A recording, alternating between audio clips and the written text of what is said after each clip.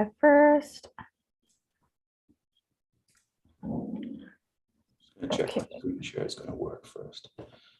No worries. Oh my goodness, this is taking a while. Okay, now we're live. Okay, let's see. We're live on YouTube.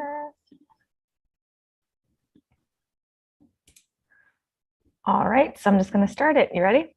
Sure.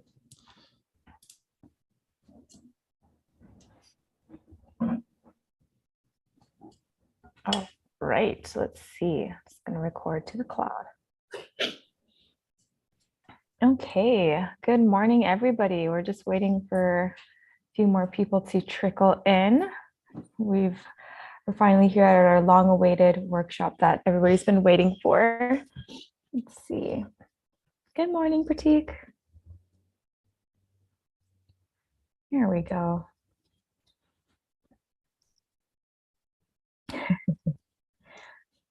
Let's see. Yep. Yeah, seeing some more people trickle in. We're just gonna wait just about a minute or two. Thanks, Pratik. It was a lot of fun. I'll have to tell you guys about it later. All righty, a few more people coming in. Let's see. How are you feeling today, Terry? How am I? Good, just getting some last minute coffee. It's spring in Vancouver now, right? So with the cherry blossoms are coming through, I can smell a little bit more life in the air. So I'm feeling good. I'm feeling positive. Yeah, I have like allergies that have been kicking in. So I apologize if I sneeze quite a bit. I developed my allergies later on in life. Like I got all the way through my 20s, no problems. I started to get into my 30s and the allergies started to hit me.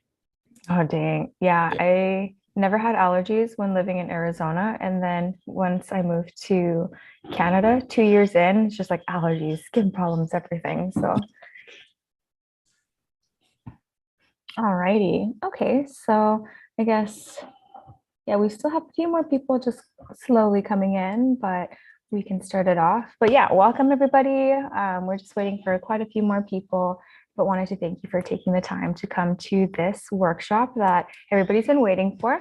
We had quite a few registrants, and for those of you who know, Terry did a workshop last time on entrepreneurship and leadership that did very well, and our alchemists were requesting that Terry do another one.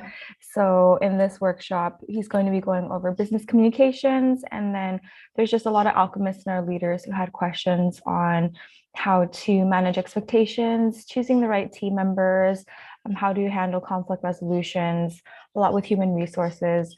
And Terry is a huge expert on a lot of those things that deals with a lot on our team. So I'll have him take it over by introducing himself and yeah, just taking over the workshop. Go for it, Terry. Awesome. Okay. Thanks, Jackie. Thank you, guys. Good morning. Let me just get my screen up here. Let me get the technical stuff out of the way, because I know last time I did this, the technical side is what broke down right away. So we'll get this done. I'll get my notes up and we can get going. So yeah, thank you guys. Thanks for everybody for having me today. So my name is Terry Williams. I'm Chief of Staff at Covalent. And today I'm going to talk to you about some business communications. I'll let you know a little bit about what I do within Covalent, and then I'll talk about what business communications are essentially. And then I'll kind of tie that in with my background and why this was something that I wanted to speak to you about today.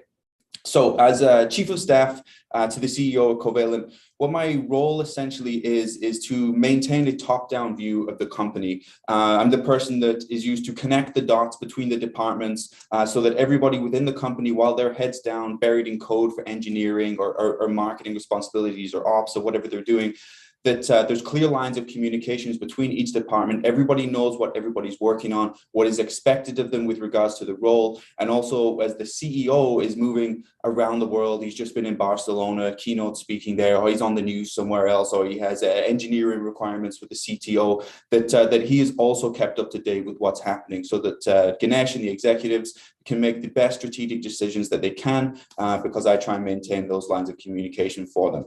That also means there's elements of performance management within there as well. You know, if we get to the end of a quarter and one department is nowhere near achieving the goals that they were set out to achieve within that quarter, I take personal responsibility for that because I should have seen that 8 weeks ago. I should have identified that and worked with that department to improve upon what they're doing and to get better results. So there is an element of performance management in there as well. And then some personnel things as well. If somebody's having a hard time for whatever reason, or there's some areas that they can improve upon, often I will be the person that will go in there and speak to that person. Not always, but quite often that'll come down onto me. Okay, so what does that mean then? That means that business communications is a huge part of what I do, whether it be sometimes presenting information like this or speaking to people interpersonally. Not too much content writing in my first 6 months within Covalent, but that is an element of business communication sometimes. And so today I'll be talking about the more interpersonal and verbal methods of communication. So business communication is the process of sharing information between people within a company and outside of a company as well. And effective business communication is how employees and management interact to reach their operational goals, exactly what I've just been talking about. And its purpose is to improve organizational practices and reduce errors within that organization. Okay, so why is this something that I have found that I've been able to leverage and use for my own success as an individual, but also for the success of the organizations that I've worked for? A lot of years ago, I don't talk about it too often right now unless it's relevant, but I started out my career at 18 years old. I spent 6 years in the British Army. I was a British soldier. I was a first-line armored vehicle mechanic on Challenger 2 main battle tanks and Warrior armored infantry vehicles, so the armored vehicles that the British Army uses. And I would do that in operational theaters in Afghanistan, where essentially if a vehicle was to become damaged or it gets caught up in an explosion or something, it needs to be removed from the battlefield, my unit would remove that vehicle, or we try and fix it on the ground as the other units would take care of the situation there. Of course, we never want assets to fall into the other side. So a huge part of a role like that is effective communication. Effective communication within military organizations is paramount. Getting the right information to the right people at the right time in its entirety literally will save military and civilian lives. It is so essential. And not only that, but there's other elements of personal communication as well. You may be on the ground somewhere with a local population. That local population may not trust you yet, may not even like you. They may be worried that as soon as you go, the other guy is going to come back. And we've seen from the news recently, we know that that does happen sometimes. And so trying to bring the best out of a situation, get the information that you need from people, and also build trust with them, and also set expectations of what might or might not happen with them can be done in very stressful environments, right, in elevated situations. And so from spending 6 years doing that, I found that I was able to leverage that skill and use that skill for when I came into civilian life, into business, for sales, marketing, operations, ultimately building up to a position I have like what I have today, where sometimes I need to be very firm in what I'm saying to people. Other times I need to be very gentle in my approach to people. I need to clearly communicate different things. And often it is not necessarily coming from me, but it is coming in representation of somebody else. It is coming in representation of the CEO. And I need to be acutely aware that I am not the CEO. I'm not an executive within this company, but there are times that I have to pass that information along. And so I have to do that very strategically and sometimes very delicately for it to be received very well. So that's a bit about my background in business communication. So let's take a look at the agenda today and what we're going to go through. Let me click on my screen so I can actually move it. There we go. Okay, so what I want to talk to you first, the first half of today, is to go through the importance of culture first. So really what we mean is getting the right people on your team. I know it's not always possible to do 100%, but as best we can. And the importance of having the right people on your team, it's not necessarily my role to do that within Covalent. I'll talk about who does do that and why we do it. And then I usually take over once people are onboarded into the team. Secondly, we'll talk about the importance of setting expectations, ultimately having everybody know where they stand. What is expected of them? What is expected of everybody else? When, why, how, who, all of those expectations, and how that will improve your communication overall. And once you have those first two parts in place, so the culture first part and the setting expectations, I can say I bet at least 80% of any potential communication breakdowns, misalignments, conflict issues will be removed because you have those first two elements in place. After that, we'll go through about effective communication with regards to execution. So you're actually doing what you're supposed to be doing on the team, providing feedback. I know that's a big one for people. That can be tough sometimes, as well as that real big one, that conflict resolution and how we handle conflict, and some ideas there. So before we get into it, I'll let you guys know that I will not stand here and pretend to have written the book on operational excellence, because I did not. I have had mentors along the way. I've learned things from different leaders. I've learned what does work. I've learned from leaders what definitely doesn't work. And all of this has kind of shaped my approach to some best practices that I use as an individual. And also I'll talk about some best practices that Covalent uses as a whole. So that's the agenda. So let's move on. Let's talk about culture. Culture. Okay, we've seen this meme before. Culture, you keep using that word, and I do not think it means what you think it means. So culture, we all have our own like traditional cultures, backgrounds, right? I'm from the UK originally. Our culture is bad food and sunburn. That is what we're known for, among other things. But in Covalent and you guys as the alchemists, you have the pleasure of working with people from all kinds of different backgrounds and cultures and countries. And when we talk about business culture, I'm talking about something a little bit different. So business culture refers to the set of behavioral and procedural norms that can be observed within a company. So this can include, its policies, procedures, the ethics, the values that we have, the general employee behaviors that we see, and the general attitudes towards goals, code of conduct, and our operations. So why is that so important? Well, let's move on to this bit. So I'll introduce the person here just in the top right. You'll see who really, I always say, is our first line of defense for protecting our culture within Covalent, and that's Elizabeth Amel Pajot. She's our operations manager. She works for our COO, Adrian, on the operations team, and she, for the vast majority of the 60 plus people that we have in Covalent, she has done their first interview with them. That is the culture fit interview, because she wants to make sure that the people that we are bringing on board are aligned with our ethics, with our values. They do demonstrate the same attitudes and the same behavioral tendencies that we want to see on the team, because it's important. The hiring element is so important because that will affect the team dynamic as a whole. When people are aligned on their ethics, their values, their attitudes, their behaviors, people will have different personalities, different things that they believe in, but that important stuff that helps a team move forward and communicate effectively needs to be addressed right from the start, because that team dynamic will ultimately affect the success of your operations as a whole, of the outputs that the company produces. So Elizabeth is our first line of defense for that.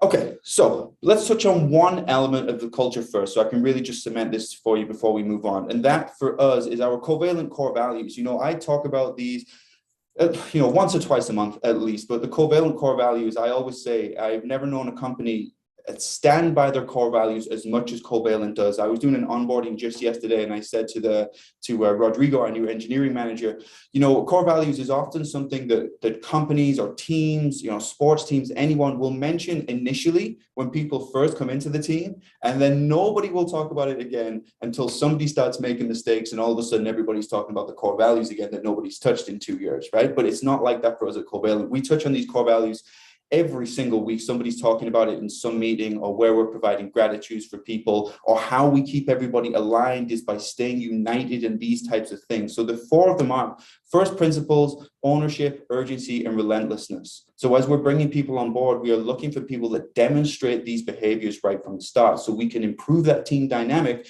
so we know that our operational output stands the best chance of success. First principles is this idea of innovation, constantly improving, not just sticking with something because somebody says that's always the way we've done it. We know that's not going to work, especially in the technology sector. You need to be looking for ways to improve upon what you're doing, whether that's your product, your communication, your processes, your policies. We look for ways that we can improve things. We work with ownership in Covalent. So we look for people who are comfortable accepting responsibility of projects end to end, who are comfortable coordinating the execution, who are comfortable delegating various tasks to do with that project. And because they demonstrate all of those things, that means at the end of that project, they get the recognition for doing that thing. You could never walk into a room in Covalent, or on the rare occasion it does happen, it gets fixed pretty quick. You could walk into a boardroom full of people, name a project, and then ask the person who owns that project to raise their hand.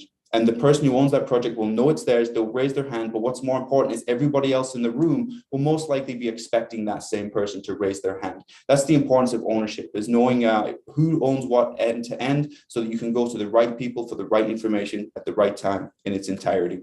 And the next one is urgency. So urgency, there's, people say things like, do you like fast-paced work environments? You hear that a lot. It's always on job descriptions. And people roll their eyes and like, oh, okay, does that just mean I'm going to be stressed to heck, for 6 days a week for 10 hours? There's kind of two fast-paced work environments, right? There's that like Saturday shopping mall, retail store, fast-paced environment where you're just constantly on your feet, or a restaurant, and you're going like crazy for 10 hours a day. And this Saturday is the same as the last Saturday, and it's just kind of constant stress.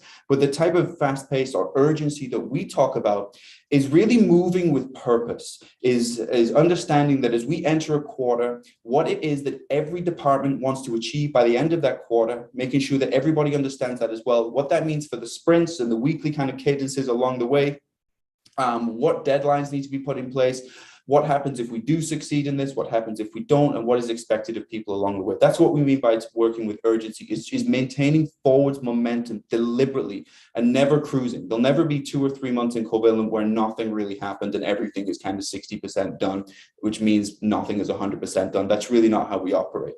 And that's part of our culture, right? The last one is to be relentless. When you work in a space like this, or really most spaces, there's going to be unknowns, there's going to be challenges and obstacles that you're going to come across. It's not like a straight road in this space that we're in. It's like a maze, right? And we all may follow the same track in the maze, think we're going in the right direction, and we all come to a dead end and we have to turn around and go back. That doesn't mean that we've wasted time. It just means that we've identified what is not correct, we've identified the wrong way, so we move around it and we try and move forwards. It will always be like this in these types of pioneering spaces. And for that, you need to be relentless. People get beaten up. People want to see constant improvement. And if they spend 3 months working on something and it turns out that wasn't the right direction, some people can get beaten up with it. So you have to look for people that are comfortable being relentless. So that's the one element of the culture first side that I wanted to establish. Okay, so now we know we need the right people on the team. That's going to help our communication overall. Let's look at the second preemptive part here,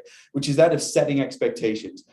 I would hazard to guess that everybody has been in this position at some point in their work. You have no idea what's going on, and it's at the point where you don't even want to ask because you were talking about this thing a month ago. It feels like things keep changing. You're not really sure what's expected of you. You're just nodding when everybody else is nodding. Okay, so this means that the expectations have been broken down. So the importance of expectations, and let me just scroll my notes down here, guys, so I can keep moving. The importance of expectations is to have everybody aligned on what is expected of them, what is expected of everybody else, and when, why, who, and all that in between, so that we can remove 80% of those potential conflicts and misalignments down the road. It means that we can establish ownership, as we've just talked about, who to go to for what at what time, what information.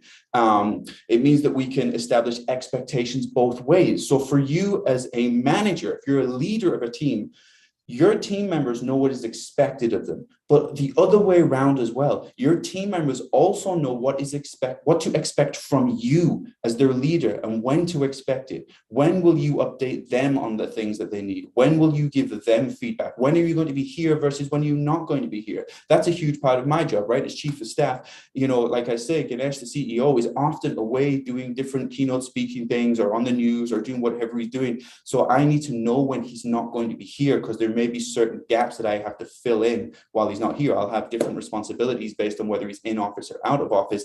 The same for anybody on any team, right? Okay, so expectations. I did a little breakdown of this for you just to put it into, just so it made a little bit more sense. Let's take a look at this. I use this pyramid right here. Let's start right at the bottom. We talked about ownership earlier. So that is accepting responsibility, coordinating execution, and ultimately you should receive the recognition for this project that you see from end to end. Once we establish who owns what, we can then move to the next tier, which is establishing the expectations of each person. What and what. So the whats and the whys. What is expected of you? Why is this expected of you for everybody within the team? Let's use examples of expectations of maybe when you're going to provide updates, what the deadlines are going to be, how much autonomy do you have? Like, is there a budget for what I'm working on? What things can I pull the trigger on versus what do I need input from a senior manager on? These are the expectations. Once you establish ownership, you can establish expectations. Once you've established expectations, you can be very clear on the outcomes that you expect. What are we trying to achieve? What is the impact if we do it? And what is the impact if we do not do it? So those are the two big things, right? Getting the right people on the team, making sure that everybody understands what's expected of them. And now we are in the right place to remove 80% of potential kind of conflicts, communication breakdowns, or misalignments. Okay, good. So that's the first part. So let's move into this next part here. Let's talk about effective communication. I'll take a quick drink of coffee in front of 100 people here. Okay. So business communications, we could talk about a whole host of stuff, presentation skills, emotional intelligence, all kinds of different conflicts, dealing with people in stressful environments, like I mentioned earlier, all kinds of stuff. But I think there's three sort of areas that we definitely should hit today, and then I'll answer some questions on them at the end.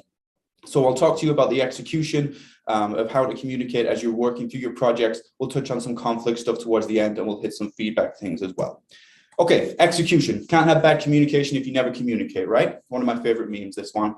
I would say false on that. I would say you are always communicating, whether you realize you are communicating or not. You always are.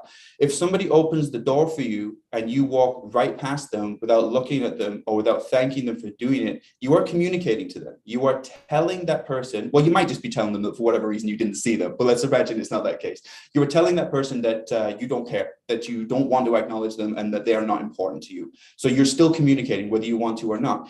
If you, maybe we've all been guilty of this, if you don't text your friend for a couple of months, I have one of my best friends lives in Calgary, and I do not talk to him as often as I should. And I think about it every single week that I need to speak to him, and I don't. And then 2 or 3 months will go by and I haven't spoken to him.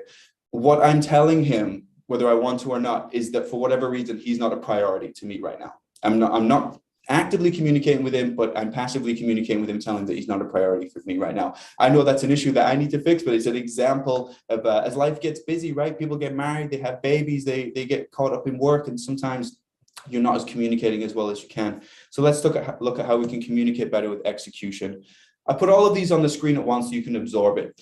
So we'll break down the whens, the whats, the hows, and the whos. And this is just some examples of communicating through execution. So when might you communicate? What expectations are we going to lay down for execution communication? Is it going to be a weekly one-on-one with a team lead or somebody from a different department or in a different project? A daily, weekly kind of sync that you have, a team sync? Is it when your project planning is going to be, when your project retrospective is going to be? And once you've established when you are going to communicate, and just for me to throw in here, the reason I talk about setting the expectation of when you're going to communicate is to avoid this idea of chasing people. I hear this a lot. Hey, Terry, I've been trying to chase this person up for updates. I'm trying to chase this person to find out what's going on here, but they're always busy. They're working at different times when I can't get through to them. And often this comes down to the expectation of when the communication is going to be delivered has not been laid out. You're kind of working backwards if you're chasing people. That person should already know when they are going to communicate to you. And for the next part, what they are going to be communicating to you at that time. Are they going to be giving you their updates for their projects? Are they going to be communicating to you their blockers? Are they communicating their action steps, their takeaways, their new processes? Every Monday morning at 8 a.m., I meet with the senior managers within the company, and we discuss their OKRs, their projects they're working on, their objectives and their key results, and the metrics that they've seen and the progress that they've made over the previous week. The people on that meeting know when it is, and they know what information is to be delivered at that time. They also know how that information is going to be delivered, because you can receive information in different ways. If you're like a coordinator or a chief of staff or a kind of a department head, and you have like a central role, you can run into this trap of this information coming at you in different ways. It's the start of the quarter for us, right, at Covalent. So everybody has these new goals. And an area that I recognized I need to improve upon this process for is that this information was coming at me in different ways. Some people were sharing Google Docs, some people sharing Excel sheets. It was coming through on Slack, like email bullet points. And so this information was coming in a very disorganized way, but that can also happen within your teams. Some people are using a group chat, some people are using Discord or Telegram, maybe some people are sharing documents with just one person, maybe it's a video call, whatever it is, but you need to set the expectation on how that information, how that information is going to be communicated to you, when it's going to be communicated, and what is going to be included within that. And also who that it's going to go to. Is it going to go to the team lead? Does the CEO or the COO, do they need to be tagged into this? Is it going to the entire team? Is it going to specific project owners? Is it information which is going to another team? So a great example of that would be our marketing department often, basically every day, needs to communicate with our design team, because they're going to be involved in the external marketing communications that we have.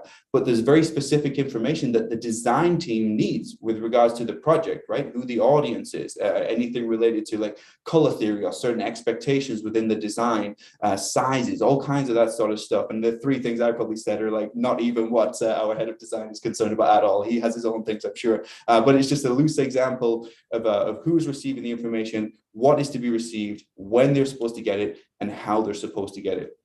Get tight with that stuff. A mistake I see people make quite often is when we kind of go off the rails or something will start to slip, is we will get loose with people. And it's because we're trying to give them a break, right? So you might have somebody, hey, this person's not as present at work right now because anything. Jackie, I'll use you as an example. Jackie just got married. So, Jackie's planning her wedding, or this person's sick, or this person's whatever.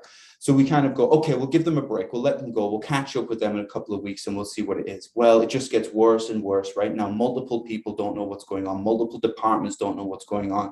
The CEO is knocking on my door and asking me what's going on. And it happens because we got loose with communication. When something gets in the way of what we're doing, it's good to get tight with it. Hey, take the 2 weeks to do what you need to do. Can I get back to you in 2 weeks, say like on the 10th, let's book it for 9 a.m. and here's the information that I'll need at that time. Does that work for you? Yes or no? It doesn't. Yes, I think it does. Okay, let me check in on the 5th to see if it's still a good idea and we'll go from there. Perfect, because now you've allowed that person that space to go away and do what they need to do, but you've laid the expectations out ahead of time and they know the whens, what's, hows, and who's of the communication that's coming. You've afforded them a chance to adjust the plan if they need to, but ultimately everybody knows where they stand. And it doesn't mean you're being uncaring or rude. It doesn't mean you're being dismissive at all of their situation. It means that you're asking them if this time will work in the future to get connected again. And now everybody knows where they stand. So there's some examples on how you can communicate effectively for execution and avoid this trap of chasing people, because teams get bigger. You start off with 2 or 3 people, then the next thing you know, you got a team of 20 people. And if you never establish this from the start, it'll never work. Okay, let's move on to feedback. Brooklyn Nine-Nine, one of my favorite shows. You take constructive criticism, not without crying, right? Giving feedback, I know, is a difficult one to do. And lots of times I find when people are giving feedback, it may just be the process that they go through is a little bit loose. They're not sure how to deliver the information. Maybe they'll do that thing where they approach the conversation as though it's going to be bad. So the other person kind of expects a bad conversation. And the person who's giving the feedback kind of gets it all out of whack right from the start. What I would say for giving feedback is understand that people want to improve. Everybody does. Think about yourself in this situation. If you were to spend 1, 2, 3 years with a company and all the way through, everyone's going, nah, it's great, it's good, it's fine. Yeah, don't worry about it. Everything's good. And then at your 2 or 3 year point, something comes up. Maybe it's like a keynote speaking opportunity. You say, hey, look, I've been running this department. I've been working on this project for a couple of years now. I would really like to speak to an audience about it. It's one of my goals. I want to be able to deliver that information. And then out of nowhere, somebody goes, yeah, well, you're not actually very good at talking to people in public. We've kind of identified this, so we're going to go with somebody else on this. I'm sure that you would think to yourself, well, I would really have liked to known that 2 years ago so that I can work on that skill to build up to this career aspiration that I have. So we're not in this difficult position today. You know that for yourself, right? And also the people that you'll be giving feedback to will also have that same thing. People want to improve. It's usually down to how you give the feedback, which is result in how well it's going to go. But let's look at the two types of feedback. You have scheduled feedback, you have non-scheduled feedback. The harder one, well, they're both hard for different reasons, really. But let's look at scheduled feedback first. So this could be like project updates, is where your boss, your team lead, or other members of the team may give you some feedback. Retrospective meetings is a perfect time because you're looking back on your performance of the project. Performance reviews, structured performance reviews make sense.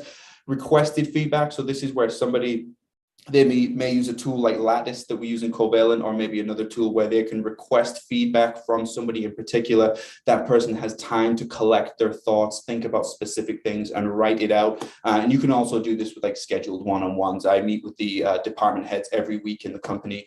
They'll talk to me about what's going on in their department. Maybe they have some concerns or some issues, and I'll use that as time to bounce some ideas off of them and be like a sounding board for them, where we can kind of come to a resolution together on how that might work. It's completely private, right? It's scheduled feedback. And then there's non-scheduled feedback, such as ad hoc request for feedback. Jackie's going to get one in about 45 minutes when we're going to finish up here, and I'm going to go, how do you think that went?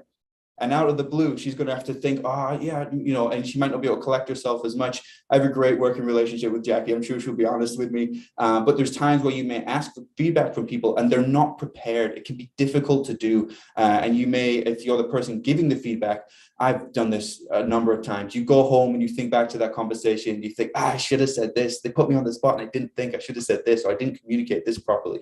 But it may be non-scheduled feedback in the form of like an emerging concern. Sometimes maybe somebody on your team did not communicate with somebody externally or within the company as properly as you think maybe they should have done. Something maybe wasn't taken very well. And then there's non-scheduled feedback for like variable activity that comes up as well. Okay, let me just roll my notes down here, guys. Okay, so when it comes to feedback, I'll kind of address scheduled and non-scheduled in the same time here, and you can make the adjustments of where it fits to what. Understand what it is that person needs to improve upon. So just have that in your mind and then be prepared to deliver it in a certain way. It is a good idea to prepare that person for the feedback. If they've requested it from you, they've essentially prepared themselves. But if somebody asks for your opinion on something out of the blue, or if you witness something that you think needs to be addressed, it can often be a mistake to go straight in and deliver the feedback out of the blue, because it can be taken as an attack. If we finished this presentation today and I said to Jackie, I don't think you delivered that very well, out of the blue, that it will be taken as an attack. I've come out of nowhere, and she wasn't prepared for that. She wasn't prepared for a conversation about it, and she may take it wrong. She may be defensive about that, which is understandable. It's, people do that kind of thing to us all the time. You can be on the road and somebody will honk at you out of nowhere and you don't think you've done anything wrong. They're essentially giving you a little bit of feedback, but the method that they did it, you're going to take it as an attack. So what is a good idea is to prepare that person for the feedback. And the way that I do it is I ask the question. I point something out that I've observed, and essentially ask their permission if I can share some notes with it on them. So if Jackie was presenting today, I might say, hey, Jackie, I watched the presentation that you have, and I have some suggestions. I was wondering if you'd be open to talk about it, or if you'd be open to listening to my suggestions. You don't need to do that word for word, but that type of thing. You're asking for permission to give them some feedback. What that does is it puts that person in control. They know that they want to learn. They've respected the way that you've approached them with it. They realize that you're not being aggressive, or they haven't been taken aback and they're taking it as aggressive. And it gives them some element of control, because it suggests that you want to collaborate with them on improving upon these things. So it's good to ask that person for their feedback and to share, and if you can share some notes with them. From there, be clear on what happened. I will often use I statements instead of you statements. And I know it sounds like a little sort of cheesy, like almost like a sales trick or something, but it's really not. It's to highlight how you as an audience, as a witness to what happened, how that kind of made you feel and how you reacted to it, as opposed to accusing somebody of something. So, if you feel like somebody never lets you get a word in, maybe you would say, I often feel like I'm not being heard. as opposed to you never listen to me. You see how okay, well, you never do this or you never do this. But if you say, I often feel like I'm not being heard, it doesn't come across as aggressive. And then at the end of it, so once you've given the issue, give the impact of that as well, so that they understand how that concern fits into everything. So to use the example of, let's use that same example of somebody not listening to you. So if I was to say to Jackie, when we speak to each other, I often feel like I'm not being heard. And so I'm concerned that my ideas are not being taken seriously. Right. That sounds very different to you never listen to me and you think I'm stupid or something like that. Right. So preparing the person for feedback, highlighting what the issue is, try and use an I statement so you can bring it onto you, the impact of what's happening, and then finally finish up with inviting them to speak to it again, asking them their thoughts. I might say, hey, so in its entirety, it would look like, Jackie, when we were in the meeting earlier, I had some observations. I was wondering if I could speak to you about it. I prepared her for the feedback. Yeah, sure. Let's jump in the boardroom, whatever. When we were going through the meeting, I feel like I wasn't being heard. And so I'm concerned that my ideas are not being taken seriously. What do you think? What do you think? That's it. What do you, I've raised something to you. I've talked about the impact. I've prepared you for the feedback. And now I want your thoughts on what it was. Most likely, most people are going to go, oh my goodness, I'm so sorry. I didn't realize that was happening. What was actually happening was I get very nervous when I speak publicly, or I have to have this type of conversation. And often I'll keep talking, and it's almost like I won't let the other person get a word in edgeways. I'm sure there's like a very legitimate reason for it, right? But what has happened here is I've allowed Jackie or the other person to have a conversation with me about it, so we can come to a resolution together, as opposed to just accusing them of something. They take it negatively, it will damage the relationship, and they will feel like they're being attacked. So it's the same thing, right? It's the same end result. Is you want to give feedback and you want a resolution, but that 2 or 3 sentences and how you approach it is going to make that situation much easier. Now Jackie feels like we can collaborate on something. Now, once you've given feedback, that's your time now where you can start to bounce ideas. I think I should touch on the fact that, yes, very, very occasionally, very, very rarely, somebody may not be open to feedback. They may be like, well, you know what? I don't give a crap about your opinion anyway, or something. That is very rare, but it's the thing that we often worry about the most. I can't even remember the last time I asked somebody if I could give them some feedback and they completely shut me down. So it just doesn't happen that much. And if it does, on the rare occasion, the problem here is not the communication. It's more that person is not open to feedback. And that, for me, becomes a culture fit concern, not 100%. It just means it's another conversation, right? It's not related to the best strategy for giving feedback. So we'll put that on the side right now because it's very, very rare. We'll go with this method of what I've just said. Okay, so then you're in a position of where you can collaborate on a solution. You can keep talking about your concerns, like, I feel like this, I'm concerned about this, here is the impact, what do you think? And now you can constructively come up with a solution together. You can suggest ideas on how things may improve. And then from there, afterwards, what is important is to reset the expectations. We talked about expectations earlier. When everybody knows where they stand, 100%, we have the best chance of succeeding and not running into these communication breakdowns and conflicts later. So if Jackie and I would have this conversation, I asked what she thinks. She gave me the legitimate reason about why she wasn't letting people speak. She was nervous and she tends to overtalk when that happens. So afterwards, I might say, okay, I have a suggestion. You let me know if you think this is going to work. When you're speaking, get a paragraph out, make a point, and then consciously take a breath, engage the room, give people a chance to absorb it, and then perhaps ask them for their feedback as well. Let's pretend that we agreed on that solution. Okay, great. Jackie's happy with that. So at the end, I'll then reset those expectations. Okay, so moving forward, next time you do this, try that out for me. You'll deliver your information, you'll take a breath, you'll gauge the room, and you'll ask for their thoughts afterwards. Yes, okay, great. Both parties now know where they stand. We understand the expectations to and from, and we move on from there. And now we can move on with everybody completely aligned. And all we've done is given feedback in a very strategic way and an empathetic way, right? And understanding how it's going to be received from that other person's point of view. And we've avoided this conflict of seeming like we're attacking the person, because we really weren't. If anything, we were just investigating what the issue might be. Okay, so in the spirit of time, let's move on. That was feedback here. Let's go to the big one, conflict. I've got 99 problems. Toby Flenderson is every single one of them. If you've seen the American version of The Office, you know what I'm talking about here. But perhaps you have somebody on your team or at work that just for whatever reason just annoys the hell out of you. So let's talk about conflict. Okay, there's two types of conflict, really. There's healthy conflict and there's unhealthy conflict.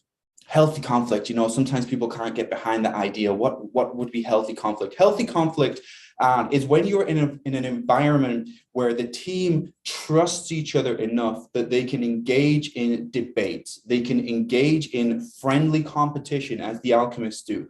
And you can also use healthy conflict to prevent or stop a disruption. So if you think of, you're in a meeting, there's a lot you have to get through in this hour, and somebody goes off on a 20-minute tangent, which is completely not related to what you're talking about. And, you can sense there's a little bit of a frustration in the team.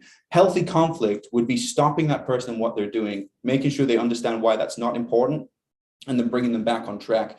If you did not feel comfortable within your team, if there wasn't trust within your team, it's likely that you wouldn't engage in that. You would just let it continue, and then nobody would get to where they need to go to. That whole idea of ownership, urgency, and executing well is out the window at that point because we're not making any progress. So that would be healthy conflict. And then there's unhealthy conflict, right? So unhealthy conflict would be anything such as bullying, circular conversations, so going around, constantly going around in circles and you're never getting anywhere.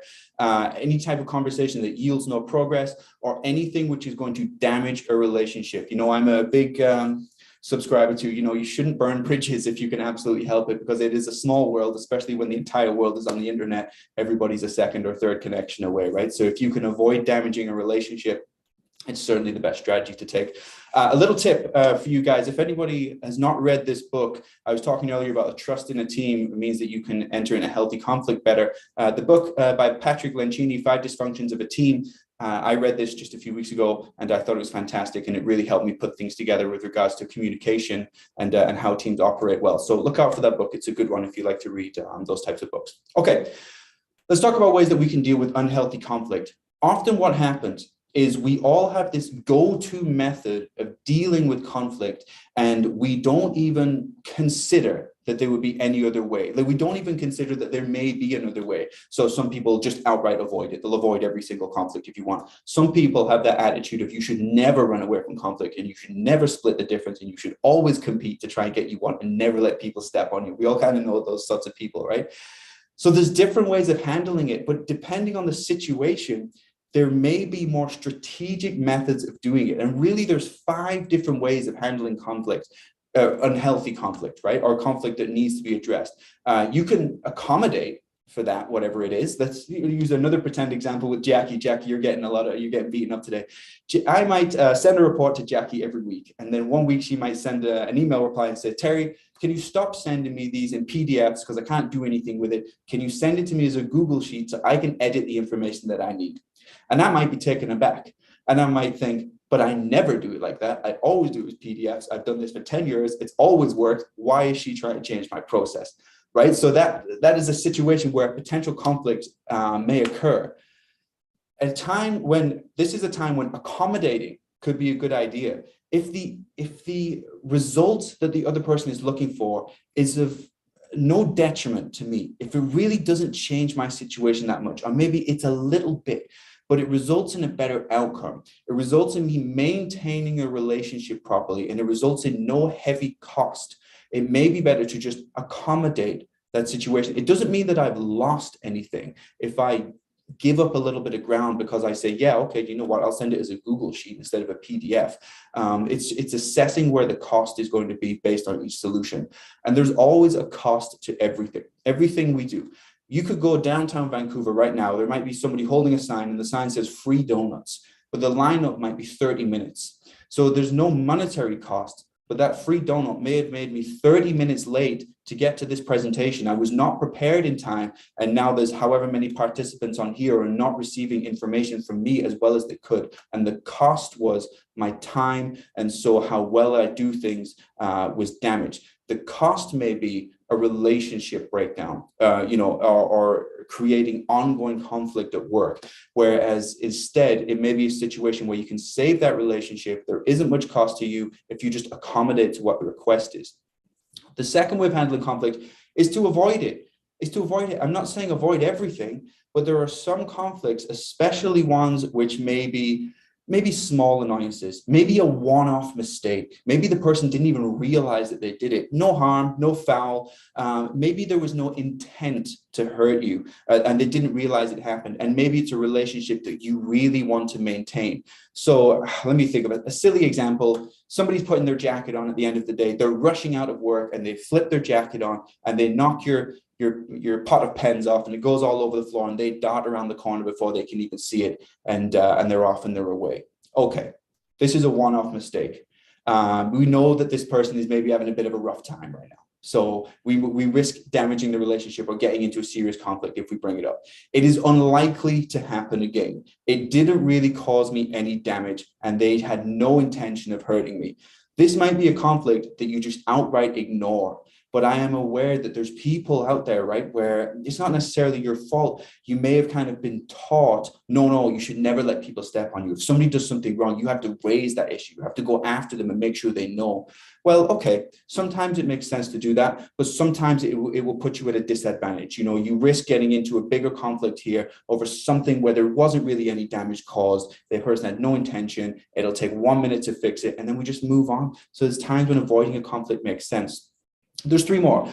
The next one is collaborating. So collaborating, if you want to maintain the relationship and keep it intact, coming up with a solution together can be an idea. Okay, so we both think something should happen in a certain way. Perhaps you both agreed on the end result. Maybe you both want the same project to reach its end, but you're not quite in agreement on how that should happen. It may be that collaborating on a solution is better, as opposed to the next one, which is competing. Outright competing. I'm not giving up ground. You're not giving up ground. One of us is going to win, and I hope it's me. That is competing for a solution. Beware that will come with a cost. It just will. People, when they lose to another person, I don't think maybe there's not going to be beef, but they're certainly not going to be happy about it. They may view you in a different light. They may view you as abrasive, aggressive, overly competitive now. There may be a cost to the relationship. So there are times when competing is important. We have business competitors, for example, that we are actively trying to compete with. But there are times when the cost may be so high that it's not necessarily the best strategy. And the last one is compromise. Can we meet somewhere in the middle? Is it absolutely essential that I get everything that I want? Is it more important that we come to the right solution, or is it more important that everybody thinks I'm right? You know, because that's a big thing as well. Everybody wants to be right. I'll tell you this, at the end of a year, the end of a business year, when we do an annual wrap up, everybody will talk, the CEO or COO, chief of staff, whoever will go up and they will present on what the company's successes were and what the projects were that came to completion. They may talk about some strategies that we tried that didn't work, but we'll talk about our highlights at the end of the year. What nobody ever does, ever in your life, is going to go up there and talk about who was right most often. No one's going to go, congratulations, Jackie, you were right 24 times this year. Poor Terry over here was only right twice, and we're not even sure about that. It's never going to happen. So if you're outright competing on something, you have to understand that there's going to be a cost there. So there may be a time when compromising on something could be a little bit better. Okay, so those are the 5 methods, right? Accommodating, avoiding, collaborating, competing, and compromising on how you can handle a conflict. Let's use this last few minutes here to talk about when you can't avoid a conflict, when you have to have that conversation. It's going to happen to everybody, particularly leaders. You may have to mediate some things, or you have to have a difficult conversation with somebody where there's going to be conflict with it. So when it's time to not avoid the conflict, it is important that you don't ignore the conflict. Okay, I'll say that again because it's confusing. When you have decided that you should not avoid the conflict, it is important that you do not avoid the conflict, because you recognize that it's something that needs to be addressed, and it is pay now or pay later. You can pay now or you can leave it, and it will snowball, it will grow, more people will become involved, and it will be more of a headache to fix later. If you need to address the conflict, address it immediately, okay? Or book a time to address it. If you have to handle a conflict with somebody, handle it privately, and respect this idea of privacy. So once you handle it with a private conversation, once that private conversation has happened, maintain that privacy. Do not be the person that goes out and quietly whispers to your counterpart, just had to have this conversation about this person with this person, because it will get back, because people can't keep anything to themselves. People overhear things. They'll tell their cat will tell their cousin's a second connection on LinkedIn, that person on LinkedIn, and it will come back. It's a small world. So maintain, and it's an ethical responsibility as well, right? If you're handling something privately, maintain that privacy. Be focused on the solution, not on being right. I said it earlier, but I'll say it again. Be focused on the solution for the project, for the company, for the department, for your team. Be focused on the solution, not on being right. I'll tell you this, no one cares if you are right. They just care that the right solution happens. You're not going to get a gold medal and everybody's going to stand up and say, congratulations, Terry, you're right. But the solution is what is important. Allow people to speak and actively listen. You know, I see these things on social media a lot. I think people are becoming more aware of it. Actively listen. Don't just wait for your turn to speak. Listen to what they're saying. Ask questions. Understand why it might be an issue. Get to the root of the problem. It is unlikely that it is the thing that just happened a moment ago. That may be the straw that broke the camel's back. It's probably a number of different things that led to this conflict. It's difficult to give an example because there's so many things it could be. But demonstrate a willingness to collaborate, or at least work on the solution. Address the root of the problem and recognize whether or not some expectations have been ignored. So quite often, I won't say quite often, but sometimes I may get a situation in my job where a department head will come to me and say, hey, I've been chasing this person up. I can't get back to them. They're ignoring me. I think we need to have a conversation. We need to take some action on this. And then I'll say, what is the expectation of when they give this updates, who it goes to, when it goes to them, and what's to be included? And I may hear, well, we don't really work like that. What happens is I'll just reach out to them when I need them, and then we'll kind of get it that way. Okay, so you have to address where we failed on our side. There's no expectation. This person didn't know where they stood from the beginning, which is everything we talked about in the first half. So you have to recognize where you may be wrong on your side and bring that to the conversation as well. It's not all about pointing fingers. It's about where you've gone wrong as well. Use those I statements I talked about earlier, and then exercise emotional intelligence as well. Emotional intelligence is a thing that we can go on for a couple of hours on, but essentially there's 4 elements to it. There's your self-awareness, so you being aware of your own emotions and how you're feeling. Your self-management, so how you are presenting yourself to the world based on your self-awareness. So if you feel angry, are you demonstrating that you're angry? Or if you feel angry, are you demonstrating that your anger is under control? Your social awareness, so recognizing how other people are feeling, and then all of that combined contributes to your relationship management. So how you're able to maintain those relationships in certain situations. Like I said, this is often a part of my job, which I find challenging, because there's times when I need to be firm and there's times when I need to be gentle, and all of those things combined will affect my relationship management and how I handle these situations with people. So to take all of that into account as you're addressing that issue. And then whatever resolution you come to, if you're collaborating, if you're compromising, if you're trying to accommodate to something, make sure that you're trying to maintain the relationship. There is no extra points for overkill or destroying a relationship. It will come back to damage you later. Maybe not today, but maybe in 20 years, you're going to go to a friend's wedding and that person's going to be sat on the other aisle because it's Vancouver, it's not that big, or wherever you live, and it will come back to bite you. Try and maintain the relationship. There's no extra points for burning a bridge. Once you have come to the solution that you're going to work with, reset the expectation.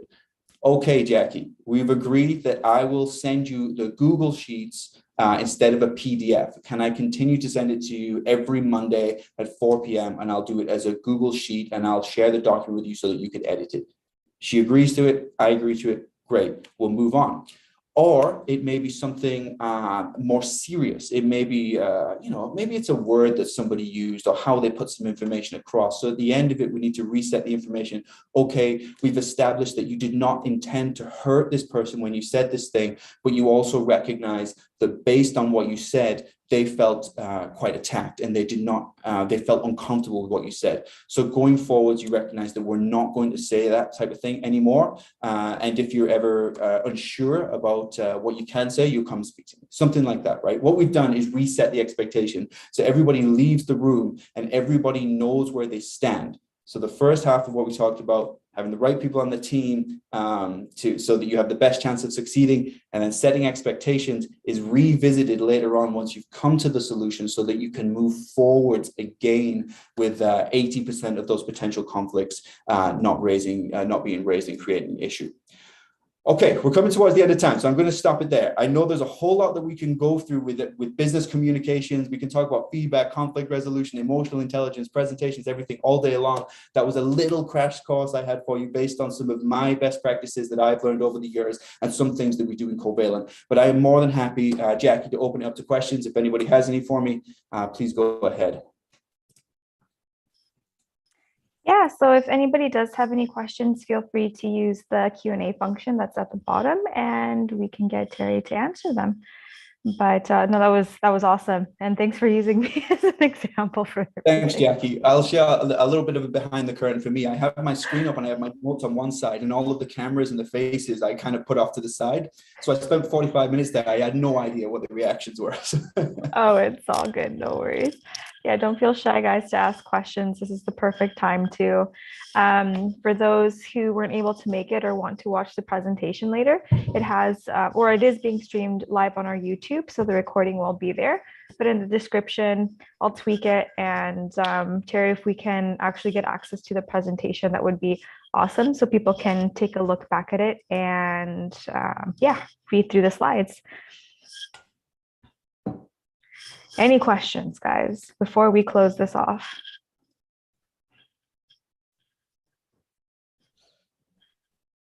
Everybody's an expert now. All right, we have one question.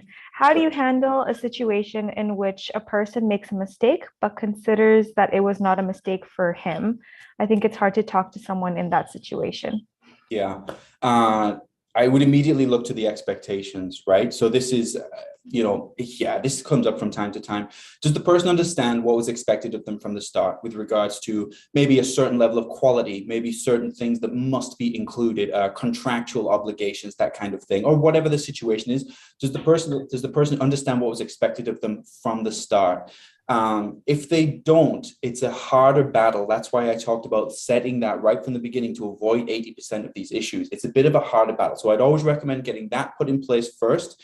If it is a mistake and you know it's a mistake based on various responsibilities that you have, so responsibilities to a partner, for us, it's various blockchains and other organizations, or a mistake where an outcome is going to have a negative impact on what you're doing. It's this kind of the same as what I mentioned before, that impact needs to be brought to them. Hey, the mistake that you did was this. The impact is that this will happen. And with this reason, we need to make a change here. I did that very kind of bluntly there. I would suggest using the techniques I talked about earlier, but the main point is they have to understand the reason why what they did is not going to work, why it was an issue, and then work on the solution with them from there, and then reset that expectation of, okay, now they understand why we expect, 2 ways that this is how this is going to be handled going forwards. I know that's a very sort of general answer, but there's a whole lot of different situations where that can be. So. All right, so we have some more coming in from the chat. If I'm a shy person, what book do you recommend for me to become good at communication and get along in any place where I have to speak? Yeah, what book? Do you know what? Actually, I use a lot of audiobooks. I use a lot of audio visual learning for myself. So I don't have a book for you, but what I will recommend, if anybody uses Masterclass, there are two masterclasses on there that I found particularly valuable. One was who was it? I think it was Robin Roberts from ABC America, Good Morning America, something like that. Somebody will be screaming at me that they know where she's from. But she has one on authentic communication, which I thought was absolutely just tremendous. It's, at least 12 sort of 6 to 10 minute classes where she helps you overcome these kinds of things, communicating authentically and making these types of communication situations much easier. So look out for that one. Robin Roberts Masterclass on authentic communication. The second one was by oh, why is his name blanking on me? The FBI negotiator guy. Oh, I'm blanking on his name, but he has one on negotiation from like an FBI sort of counterterrorism kind of angle that's actually great for your real life as well. Not just in negotiating things, but in how you kind of approach conversations, how you can maintain control. And I don't mean in like manipulating them, but in that you maintaining control for yourself and how you approach a conversation.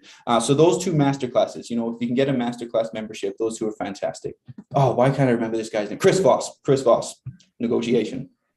All right. So another question about does this presentation have any relationship with Alchemist 3.0 beta? And I can answer that. So yeah, we've been starting to do a lot more workshops. So to repeat, the basis of the Alchemist program and a lot of the testing that has been going on is learning, growth, and development. So we really want to help individuals who are looking to get familiar or introduced to the crypto space, basically gain all the knowledge and connect with people from all over the world. So what we decided to do for a specific quest that we're testing is any knowledge that our team members have that our alchemists or leaders have been requesting. We've been doing workshops and passing a lot of the information that we know in order to help alchemists personally or professionally, wherever they'd like to utilize these skills with. So they've been finding it super helpful. They've been implementing it into their own projects with new jobs they've been able to get to. And we want to continue doing that and ensuring that that continues to be the basis of the Alchemist program. So anything we can do to help other individuals, especially because they don't have access to this sort of information or educational tools, we want to do that. So you'll see a lot of our team members continuing to do these workshops, and we'll also have guest speakers in the future. But yes, it continued from the first basis of the program, like Alchemist program 1.0, and we're continuing to do this in Alchemist 3.0, but they're higher level workshops that our team's been doing. So yeah, all right.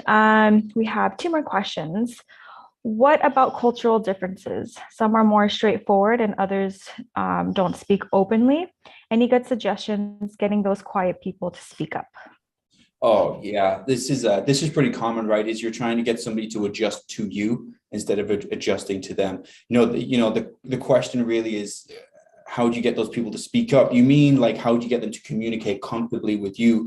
But what you're trying to get them to do is do it in the way that you would do it. You're trying to get them to use your method. And I did mention earlier, yeah, the importance of people being aligned on how they communicate and what is expected of them. But the reality is that there's sometimes when that is it's just not possible for whatever reason. And so you may need to have a situation where somebody communicates to you in a different way.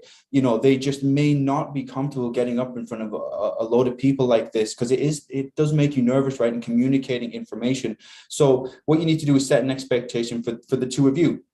How is this person going to be comfortable giving you communication? Is it going to be like async, right? Like a weekly kind of update written out? Is that going to make them more comfortable? Maybe they struggle to form their thoughts when they're put on the spot. So what I would say is don't try and get somebody to adjust to you and your method of how you want to receive it.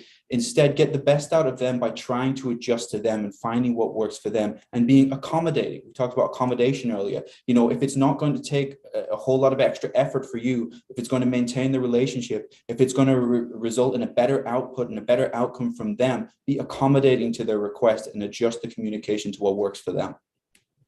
And another recommendation, because we actually went through this a lot in the Alchemist program, especially when we shifted the program to a different side. We had alchemists from 100 different regions or different parts of the world, and the cultural aspects were huge issues because there were different perspectives, different ways of thinking.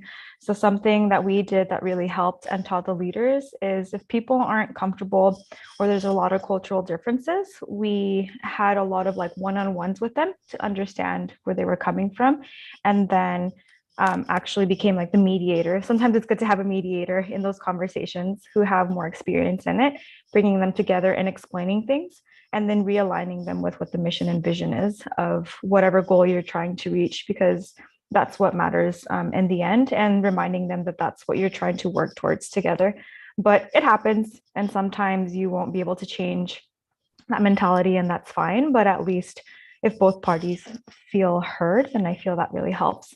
Okay, we'll do two more questions if you're okay with that, Terry. Yeah. How can I overcome the fear of communication? Yeah. This is, communication makes a lot of people nervous. There's kind of two ways that I would suggest, two things.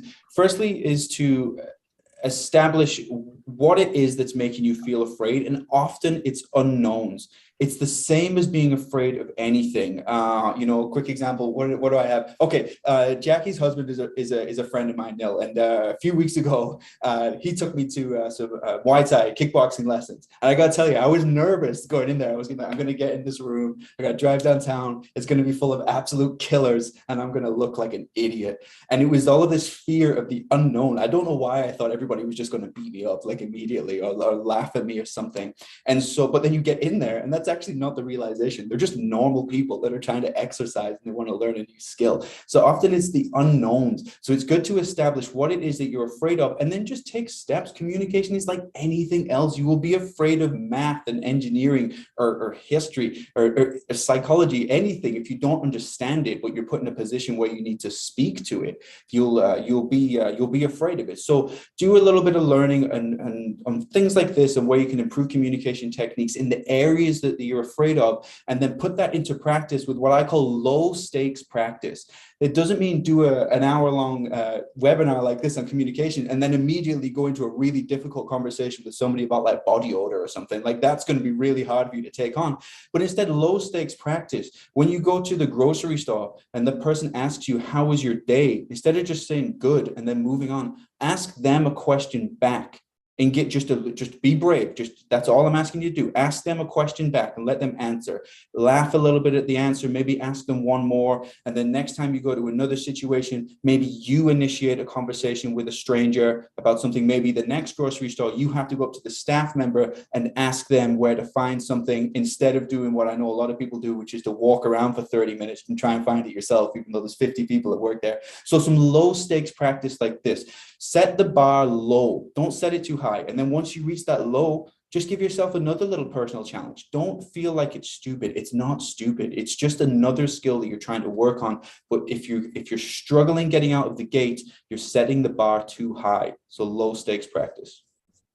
All right, last question, guys, and then we gotta let Terry go. Okay, so how do you overcome conflicts with coworkers when you don't like him or her from the start because you've heard a lot of bad things about him, plus at work when they talk bad about you in Facebook publicly? Ooh, social media. Wow, that's a lot. Okay, there's something going on there. That's a lot. Okay, let me get a summary of that, Jackie, real quick. So how do I deal with a conflict if I don't necessarily like either person and they've been talking bad about me? Is that what it is? Yeah, on social media. Okay. Well, look, there's a very specific situation where there's a lot to unpack there. And I think there are situations that need to be addressed beforehand. You might not be the best person to deal with that conflict. If you can, I think there's a legitimate, if that was happening for me at my workplace and I went in to speak to my boss and said, I don't like either of these people. I don't think they like me, and they're bad mouthing me all over town. My boss is going to say, well, you're probably not the person that should be handling this conflict then. So where you can adjust who handles it there, that's a good idea too. I appreciate your bravery in wanting to go in and be the person that deals with that conflict, but strategically, you may not be the best person to deal with. Outside of that, I think you need to address the other issues first. I'm sorry if that's not the best answer for you. There is no magic words here that are going to help you deal with that particular situation. If there's two people that you don't like and you're pretty sure they don't like you and they're bad mouthing you over town, you shouldn't. It is not strategic to deal with that conflict yourself at that time. You need to address the other issues. I'm sorry that that's not a concrete answer for you. That's a very specific situation where the issue really is not the conflict at hand. The issue really is everything else surrounding it, and that needs to be addressed first. All right. And then Elam asked about the Alchemist program. So Elam, feel free to reach out to me on Discord. Anybody who has questions about that, it's really, really easy to become an alchemist through all the testing that we're going through. But wanted to give a big thanks to Terry for giving the time to put together this lovely presentation and this amazing workshop. I'm pretty sure the alchemists and community would love to hear from you again because they're going to request. I'm running out of things to talk about. No worries, there'll be more topics. But thanks everybody too for taking the time to come out and for these awesome questions. Hope it's helped. I've started tweeting some things about the workshop. So if you need to reach out to Terry on social media, his handle's right there if you have any more questions. But yeah, everybody have a rest of the great week. And thank you, Terry, again. Thank you guys. You're welcome, guys. Thank you. Have a great day. Bye.